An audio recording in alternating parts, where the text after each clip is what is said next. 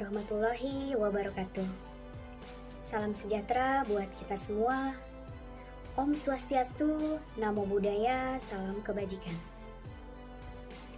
Dalam memenuhi tugas ujian tengah semester, kami kelompok 2 mendapat tugas membuat proyek video dari mata kuliah Ekowisata yang diberikan oleh dosen pengampu kami, Bapak Gagi Pradini.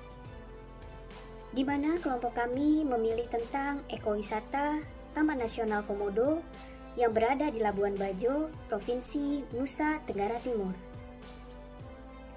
Dalam penyampaiannya, kami akan menyampaikan mengenai latar belakang, profil, dampak apa saja yang diterima dengan adanya kegiatan ekowisata di daerah tersebut, analisa SWOT, dan Latar saran. belakang pembangunan sektor pariwisata di era globalisasi ini merupakan salah satu upaya dalam meningkatkan ekonomi masyarakat baik di tingkat lokal maupun di tingkat internasional.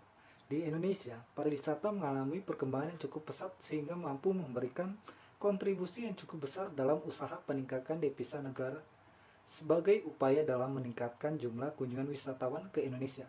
Pada tahun 2008, pemerintah Indonesia mengadakan program atau brand yang bernama Visit Indonesia Years atau Tahun Kunjungan Indonesia. Kemudian sejak tahun 2011, pemerintah melalui Kementerian Pariwisata menggunakan brand atau image baru yaitu Wonderful Indonesia atau Pesona Indonesia untuk mempromosikan pariwisata Indonesia. Hasil dari program ini adalah meningkatkan jumlah kunjungan wisatawan mancanegara setiap tahunnya. Salah satu konsep pariwisata yang saat ini sangat diminati dan perlu dipromosikan sebagai daya tarik wisata adalah konsep pariwisata yang berbasis lingkungan atau yang disebut dengan ekowisata. Selanjutnya kita bahas mengenai profil Taman Nasional Komodo. Untuk letak Taman Nasional Komodo berada di Kabupaten Manggarai, Labuan Bajo, Nusa Tenggara Timur. Taman nasional ini berada di antara Pulau Sumbawa dan Pulau Flores dengan memiliki total wilayah 173 hektar. Selanjutnya kita beralih ke sejarah singkat Taman Nasional Komodo. Taman nasional ini merupakan taman nasional tertua di Indonesia yang berdiri sejak 6 Maret 1980 dan dinyatakan sebagai warisan dunia oleh UNESCO. Lalu kemudian pada tanggal 16 Mei 2013, Taman nasional ini ditetapkan sebagai salah satu 7 keajaiban alam dunia. Selanjutnya kita bahas mengenai keindahan Taman Nasional Komodo. Dalam Taman Nasional Komodo terdapat 4 desa. Yang pertama adalah Desa Komodo, lalu ada Desa Rinca, Desa Kerora, dan Desa Papagaran. Taman nasional ini merupakan habitat asli dari biawak komodo.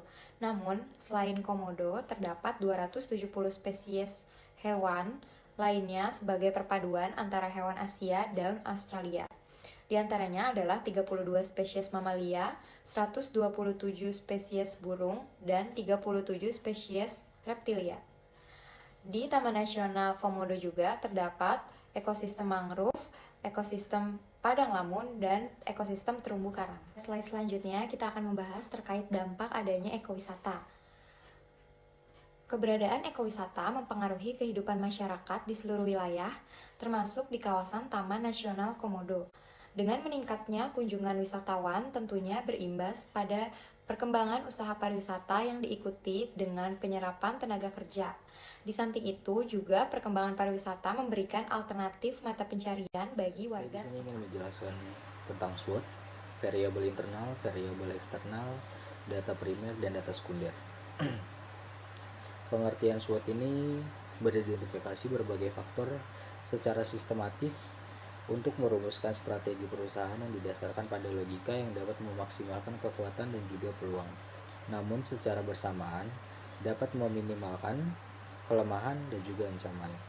Ada juga variabel internal. Variabel internal ini terdiri dari lokasi, lingkungan, sumber daya manusia, aksesibilitas, infrastruktur, partisipasi masyarakat, keuangan variabel, pemasaran atau promosi. Ada juga variabel eksternal terdiri dari pesaing, peraturan pemerintah, budaya wisatawan masyarakat, keamanan, dan ancaman. Dan selanjutnya ada data primer. Data primer dapat diperoleh dengan melakukan pengamatan langsung di lapangan mengenai potensi Taman Nasional Komodo ataupun kegiatan-kegiatan lain yang mendukung penelitian atau wawancara langsung dengan masyarakat desa Komodo. Dan selanjutnya ada data sekunder. Data sekunder merupakan data yang diperoleh dari riset atau penelitian terlebih dahulu, dan berbagai literatur dari perpustakaan, jurnal penelitian, buku-buku teks, data statistik, Badan Taman Nasional Komodo, dan sebagainya.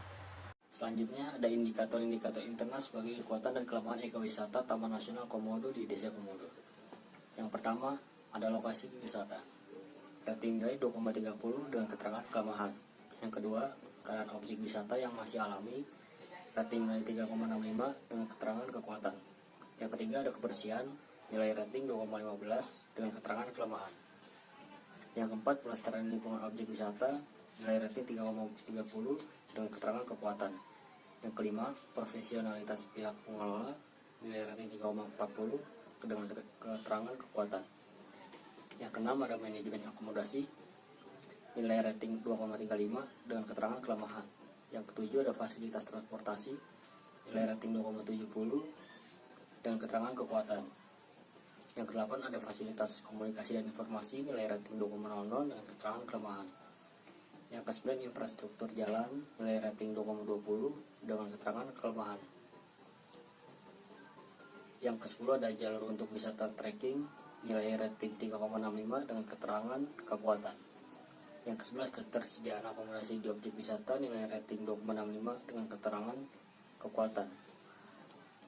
Yang ke-12 partisipasi masyarakat lokal, nilai rating 3,30 dengan keterangan kekuatan. Yang ke-13 keuntungan finansial pelaku pariwisata, nilai rating 3,40 dengan keterangan kekuatan. Yang ke-14 pendanaan dari pemerintah, nilai rating 3,05 dengan keterangan kekuatan. Yang ke-15 media promosi yang digunakan dengan nilai rating 2,10 dengan keterangan kelemahan. Yang ke-16 aktivitas promosi yang dilakukan dengan nilai rating 3,35 dengan keterangan kekuatan. Yang terakhir, mutu pelayanan yang diberikan, nilai rating 3,35 dengan keterangan kekuatan. Indikator eksternal sebagai peluang dan ancaman Taman Nasional Komodo di Desa Komodo. 1. Daya tarik serupa di sekitar kawasan dengan nilai rata-rata 3,55 dengan keterangan peluang. Yang kedua, ada dukungan pemerintah dalam pengembangan objek wisata dengan rating nilai rata-rata 3,05 dengan keterangan peluang. Yang ketiga, sanksi-sanksi pelanggaran dengan nilai rating rata-rata dengan keterangan ancaman. Yang keempat, ada kecenderungan masyarakat melakukan kegiatan wisata dengan rating nilai rata-rata 2,45 dengan keterangan ancaman. Yang kelima, ada kebutuhan akan objek wisata baru dengan nilai rating rata-rata 3,10 dengan keterangan peluang. Yang keenam, ada jaminan keamanan dan kenyamanan dengan nilai rata-rata 3,65 dengan keterangan peluang. Yang ketujuh, ada ancaman bencana alam dengan nilai rata-rata 3,30 dengan keterangan peluang. Yang kedelapan, ada peluang usaha bagi penduduk sekitar dengan nilai rata-rata 3,55 dengan keterangan peluang. Yang kesembilan, ada keramah tamahan penduduk sekitar objek wisata dengan nilai rata-rata 3,25. Faktor-faktor strategi internal, kekuatan atau strength. 1. Keadaan objek wisata yang masih alami dengan bobot 7,00, 6,55 dengan rating 3,6, 3,30 dengan skor 0,25, 0,22. Yang kedua, ada pelestarian lingkungan objek wisata dengan bobot 6,60, 6,05 dengan rating 3,4 dan skor 0,22. Kualitas pihak pengelola dengan bobot 7,40 dengan rating 3,65 dan skor 0,27. Yang keempat, ada fasilitas transportasi dengan bobot 5,15, rating 2,65 dan skor 0,14. Yang kelima, jalur untuk trekking. Yang keenam, ketersediaan akomodasi di objek wisata. Yang ketujuh, ada partisipasi masyarakat lokal dengan bobot 6,45, 6,40 dengan rating 3,30, 3,40 dan skor 0,13, 0,22. Yang kedelapan, ada keuntungan finansial pelaku pariwisata dengan bobot 6,30, 6,10 dengan rating 3,05, 3,35 dan skor 0,19, 0,20.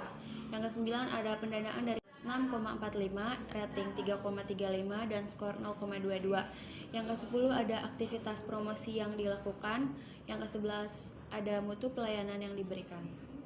Lalu ada kelemahan atau weakness satu objek wisata dengan bobot 4,955,62 dengan rating 2,32,15 dan skor 0,11 0,14. Yang kedua, kebersihan objek wisata dengan bobot 4,90 4,75 dengan rating 2,35 2,00 dan skor 0,11 dan 0,9. Ketiga, manajemen akomodasi dengan bobot 4,40, rating 2,20 dan skor 0,10. Yang keempat, fasilitas komunikasi dan informasi dengan bobot 4,90 dan rating 2,10 dan skor 0,10. Yang kelima, ada infrastruktur jalan. Yang keenam, ada saluran promosi yang digunakan.